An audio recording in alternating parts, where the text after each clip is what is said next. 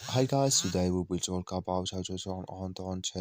auto delete activity on your Google Chrome app. So all you have to do, you just go up here, you click here on this sign here in app, then it's going to show for your list like this, and all you have to do now, so just click here on settings, then it's going to take you here in this window, then you just click here on sync,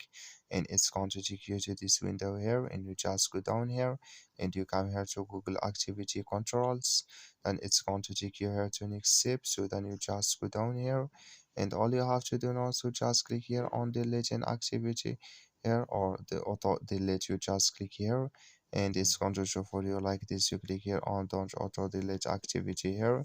and you click here on next, so and you click here on confirm, and it's going to add video on your so when you go back here, it's going to turn on video on your so we'll go back, and like you say now, it's on us with us here in Google Chrome. That's all. Thank you for your watching. Don't forget to support us by liking, subscribe.